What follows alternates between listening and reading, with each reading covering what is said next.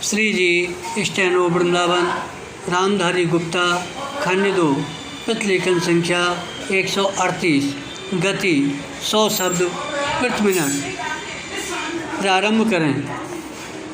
महोदय, जरूरत इसीलिए सगुण और निर्गुण कविता को उसकी समग्रता में भीतर तक थाहने और पहचानने की है बराम।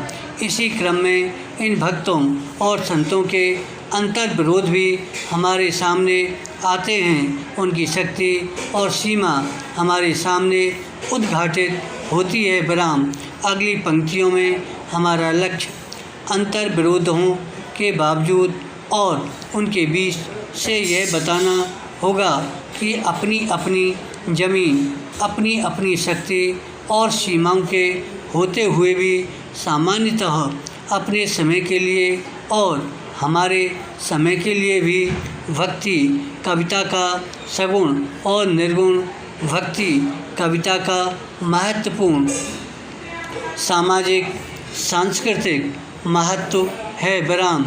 भक्ति काव्य की ये सामाजिक सांस्कृतिक उपलब्धियां इन भक्तों और संतों के अपने अपने समय और समाज से किए गए साक्षात्कार के क्रम में, उनमें इनके द्वारा किए गए हस्तक्षेप के क्रम में और इनके अपने गहरे रचनात्मक आत्म संघर्ष के क्रम में सामने आई हैं बराम। इन उपलब्धियों के पीछे गहरी और कठोर साधना का एक जीवंत इतिहास है। उसकी अपनी सफलताएं, असफलताएं, असंगतियां और अंतर विरोध हैं बराम। कुल मिलाकर वे हमारी मूल्यवान विरासत हैं। आइए अपनी इस विरासत का हम खुले मन से जायजा लें बराम। पैरा।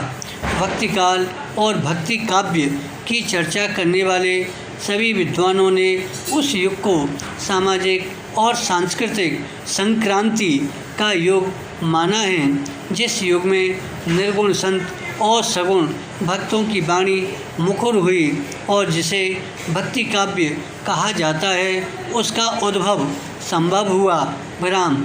इस संक्रांति का मुख्य कारण भारत के सामाजिक सांस्कृतिक जीवन में इस्लामी धर्म मत का आगमन और प्रसार था बराम।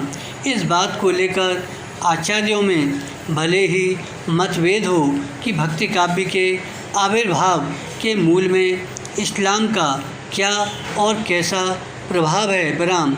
जहाँ तक चले आ रहे भारतीय समाज का सवाल है, यह सब स्वीकार करते हैं कि इस्लाम के आगमन ने उसे एक गहरा धक्का दिया बराम।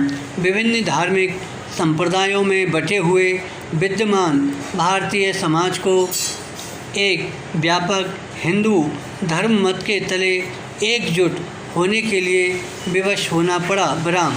इस्लाम की ओर से आई सामाजिक सांस्कृतिक चुनौती को इसी प्रकार झेला जा सकता था और उसका प्रतिकार किया जा सकता था बराम। विशृंखलित होती हुई समाज व्यवस्था पर भी ध्यान दिया गया और ऐसे रास्तों की खोज के प्रयास हुए जो भक्ति और अध्यात्म के संदर्भ में जनता के एक बड़े भाग को बिना किसी भेदभाव के आकर्षित करने और समेटने में सक्षम हो बराम। सामाजिक स्तर पर भेदभाव विहीन सामाजिक संरचना का सवाल जटिल होने के नाते भले ही विचारणीय न बन पाया हो, परंतु धर्म तथा भक्ति के अगुवा लोगों ने, आचार्यों और धर्माचार्यों ने कम से कम भक्ति के धरातल पर मनुष्य और मनुष्य में भेद न करने की बात को जरूर उठाया और युग की अपनी विशेष स्थिति के संदर्भ में वे इस अभियान में बहुत कुछ सफल भी हुए। विराम।